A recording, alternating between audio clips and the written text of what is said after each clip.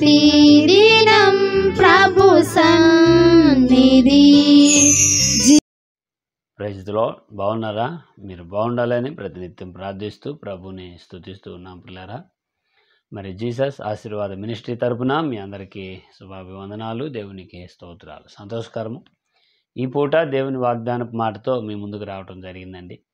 ఏమిటి ఈ దినం దేవుని వాగ్దానపు మాట? దేవుని పరిశుద్ధ గ్రంథం మనం చూస్తే చూడండి, సామెతల గ్రంథము 22వ అధ్యాయము మొదటి వాక్యం చదువుతున్నాను. అక్కడ ఇలా రాయబడింది పిల్లరా, గొప్ప ఐశ్వర్యము కంటే మంచి పేరును, వెండి బంగారముల కంటే దయయు కోరదగినవి.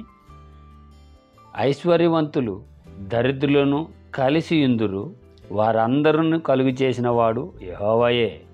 దేవునికి మహిమ కలుగును గాక. పిల్లరా,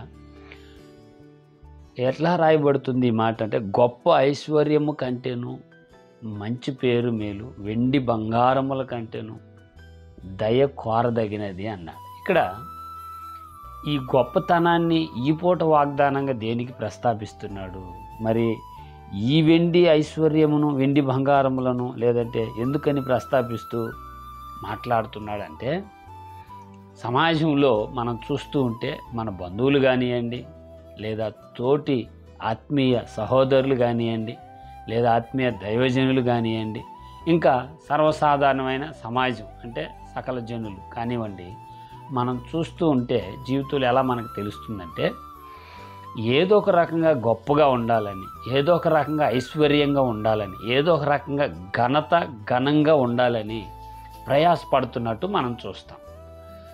ఇంకా కొంచెం లోతుగా ఆలోచిస్తే ఆత్మీయులే ఇలాంటి ఆలోచనలు కలిగి ఉండే స్వభావపు తలంపులు మనం చూస్తూ ఉన్నాం ఈ విశ్వాస ప్రయాణంలో. అయితే వీటిని ఎందుకు ప్రస్తాపించాలంటే, గొప్పగాను ఐశ్వర్యంగాను సంపద కలిగి ఉండటం తప్పు ఉండటం అనేది అనుకున్న ఆలోచన తప్పు కాదు. కానీ ఇలారా, ఇవేవి నీతో నిలబడవు, ఇవేవి నీతో రావు, ఇవేవి నిన్ను సంతృప్తిలో ఉంచలేవు అన్న మాటని ఇక్కడ శ్రేష్టంగా దేవుడు రాయించి ఈ పూట వాగ్దానంగా వీక్షిస్తున్న నీతో, మనతో దేవుడు మాట్లాడుతున్నాడు. ఏమని తెలుసా? బాబు, సంపాదించుకోవటం ప్రయాసపడటం మంచిదే, కానీ అవేవి నిన్ను గొప్ప చేయవన్నాడు. చూడండి, గొప్ప ఐశ్వర్యము కంటేను మంచి పేరు. గొప్ప ఐశ్వర్యం వల్ల మంచి పేరు వస్తుందా? రాదు. ఎందుకు రాదు? మీకు తెలుసు. డబ్బుతో 1-2 గంటలు జేజే కొట్టించుకోగలుగుతాం, కానీ మనసులో నుంచి మంచివాడు అని మనం 1,00,000 రూపాయలు ఇచ్చినా, 1,00,00,000 రూపాయలు ఇచ్చినా, 1,000 రూపాయలు ఇచ్చినా సెకండ్ 2-3 నిమిషాలు అంటారు. తర్వాత వాళ్ళ హృదయంలో అనే మాట ఏంటో తెలుసా? నువ్వు డబ్బు ఇచ్చావు కాబట్టి నేను మంచోడు అన్నాను, కానీ నీ సంగతి నాకెందుకు తెలియదు అనేవాళ్ళు సమాజం, మనసులో. ఆలోచించు. అందుకే అంటాడు, గొప్ప ఐశ్వర్యము కంటే మంచి పేరు గొప్పది. హల్లెలూయా కదా. మరి కింద మాట చూడండి ఏమంటున్నాడు, వెండి బంగారముల కంటే నువ్వు దయ కోరదగినది. ఆశ్చర్యం కదా.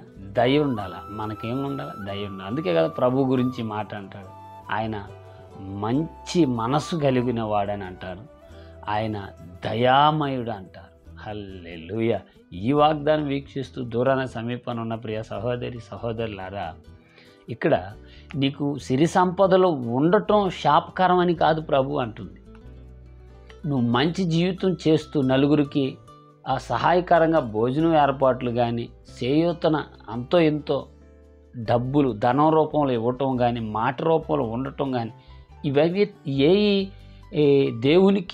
దేవుని నీతికి వ్యతిరేకం అని కాదు చెప్తుంది వాక్యం.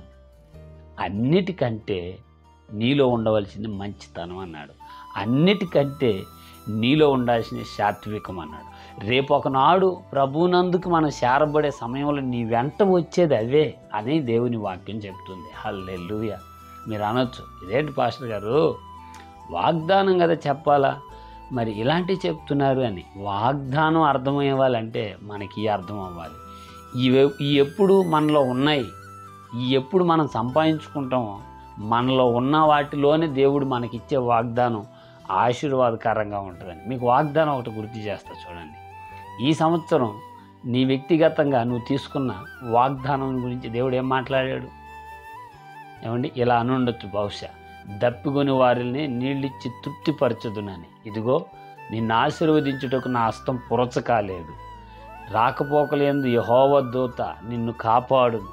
రకరకాల వాగ్దానాలు దేవుడు నీకు ఇచ్చాడు. మళ్ళీ ఆ వాగ్దానం ఉంచుకొని మరొకటేదో అని ఆశించటంలో తప్పులేదు, కానీ ఈ వాగ్దానం మన పక్షముగా నెరవేర్చబడుతుంది అనే విషయం మనం గుర్తెరగాలంటే ముందు మనలో మంచితనము, సాత్వికము దేవుడు కోరుతున్నాడు. దేవునికి స్తోత్రం. ఎందుకు ఈ మాటలు దేవుడు మాట్లాడిస్తున్నాడో పిల్లరా, ఈ తత్వం కలిగి ఒకవేళ నువ్వు మనం ఉంటే సరిచేసుకునే దినం ఇది. ఒక అద్భుతమైన ఉపదేశం.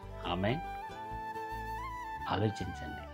అందుకే అంటాడు, వెండి బంగారముల కంటే, ఎంత మాట అది, గొప్ప ఐశ్వర్యము కంటే మంచి పేరును, వెండి బంగారముల కంటే దయయు కోరదగినవి. ఐశ్వర్యవంతులు దరిద్రులను కలిసియుందురు, వారందరినీ కలుగు చేయవాడు యెహోవాయే. కలిసి ఎక్కడుంటాం? మీ ఇంట్లోకి మమ్మల్ని తీసుకెళ్తారా అని దరిద్రులు మనల్ని అడుగుతారా? లేదు. ధనవంతులు వచ్చి మేము మీ పల్లెల్లో ఉంటాం అంటారా? కాదు. నిత్య రాజ్యం, దేవుడు కలుగు చేసిన రాజ్యం, దేవుని నిత్య పరదేశంలో ఖచ్చితంగా దీన స్థితిలో ఉన్నవారు, గొప్ప స్థితిలో ఉన్నవారు అందరం కలిసి ఉంటాం. కలుగు చేసిన వాడు దేవుడే అని చక్కగా రాయబడింది. మరి ఆలోచించు, ఒకవేళ ఈ చిన్ని మిస్టేక్స్, చిన్ని పొరపాట్లుండి నీ ఆత్మీయతను, నీ సాత్వికాన్ని, నీ ప్రేమను దాచిపెడుతుంటే దేవుడు దాంట్లో నుంచి కూడా నిన్ను ఆశీర్వాదకరంగా నడిపించాలన్నది దేవుని ఉద్దేశం. ఆలోచించు, ప్రార్థించు. అట్టి కృప ప్రభు నీకు దయచేయగాక. ఆమేన్. ప్రార్థన. పరిశుద్ధుడివైన మా తండ్రి, మీకు వందనాలు.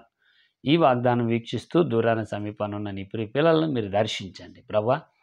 మరి మంచి పేరు, సాత్వికం కలిగి వర్ధిల్లుతూ అనేకులకు మాదిరిని చూపించి నిన్ను కనపరిచే కృప దయచేయమని, మీరు నీ పిల్లలను ఆశీర్వదించమని యేసయ్య నామంలో ప్రార్థన చేయుచున్నాం తండ్రి. Amen. Amen. Praise the lord. God bless.